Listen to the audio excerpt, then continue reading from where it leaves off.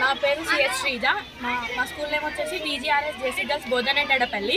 మేము ఇక్కడ ఫర్టిలైజర్స్ అన్ని యూజ్ చేసుకోకుండా ఆర్గానిక్గా మేము ఇక్కడ ఫార్మింగ్ చేసుకొని మాకు కావాల్సిన కూరగాయలు కానీ ఆకుకూరలు కానీ పండించుకొని మేమే ఇక్కడ యూజ్ చేసుకుంటున్నాము.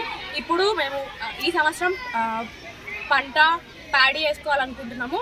ఈ సందర్భంగా మా పాఠశాల వాళ్ళందరం కలిసి ప్యాడీ వేసుకొని ఇవి కేవలం మా స్కూల్ కొరకే మా కొరకే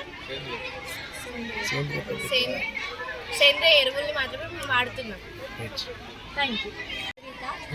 నేను సెకండ్ ఇయర్ చదువుతున్నాను బోధన్ ఎడపల్లి టీజీఆర్ఎస్ గర్ల్స్లో. ఇది మాకు మొదటిసారి మేమే పంట వేసుకుంటున్నాము. ఇది ఆర్గానిక్ ఫార్మింగ్. మాకు అగ్రి ఉంది మరియు మా ప్రిన్సిపల్ సార్ మరియు మా అగ్రి మేడం మాకు సపోర్ట్గా ఉండి ఇందులో మాకు ఫస్ట్ టైం అనుభవం లేదు, కానీ వాళ్ళకి తెలిసినంత చెప్పి మాతోని ఇలా చేపిస్తున్నారు. చాలా సంతోషకరంగా ఉంది.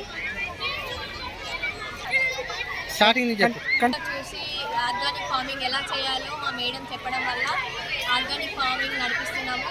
మాకు మా సొసైటీ నుంచి కూడా చాలా సపోర్ట్ ఉంది.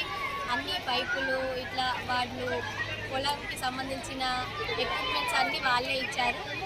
దాంతో మా మేడం మాకు అన్నీ చేయిస్తున్నారు.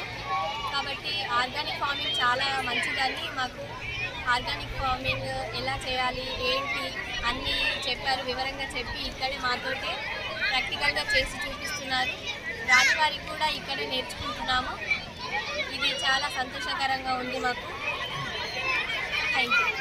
కలిగిన దేశంలో సేంద్రియ వ్యవసాయ పద్ధతుల ద్వారా ఎలాంటి రసాయనిక ఎరువులు ఉపయోగించకుండా ఆహార పంటల మీద అవగాహన కల్పించడం కోసం తెలంగాణ రాష్ట్ర బాలికల గురుకుల పాఠశాల మరియు కళాశాలలో ఏర్పరిచినటువంటి వొకేషనల్ కోర్సులో అగ్రికల్చరల్ కోర్సులో భాగంగా ఈరోజు మనకు పాఠశాల ఆవరణలో కలిగినటువంటి స్థలములో వరి నాటు వేయడం జరిగింది. దీని తదనంతరము విద్యార్థులకు కావలసినటువంటి కాయగూరలు ఆకుకూరలు పండించడం జరుగుతుంది. ఇవన్నీ కూడా పంటలు ప్రతి ఒక్క పంట కూడా విద్యార్థులే వాళ్ళే స్వయంగా పండించడం జరుగుతుంది. దీనివలన వ్యవసాయ నూతన పద్ధతులు వ్యవసాయం మీద ఆధారపడినటువంటి కుటుంబాల యొక్క నేపథ్యము ఇవన్నీ కూడా విద్యార్థులకు అవగాహన కలుగుతుందనేటువంటి సదుద్దేశంతో మరియు రసాయనిక ఎరువుల వల్ల కలిగేటువంటి నష్టాల నివారణకై సేంద్రియ ఎరువులనే ఉన్నటువంటి వసతులనే ఉపయోగించుకొని వాటిని సేంద్రియ ఎరువులుగా మార్చుకొని ఆకుకూరలు కాయగూరలు పండించుకోవడము స్వతహాగా విద్యార్థులనే ఈ విషయాలలో పాల్గొనడం జరుగుతుంది. దీనికి ప్రభుత్వం వారి యొక్క సహాయ సహకారాలు తగినటువంటి యంత్ర సామాగ్రి పరికరాలన్నీ కూడా అందించడం జరిగింది.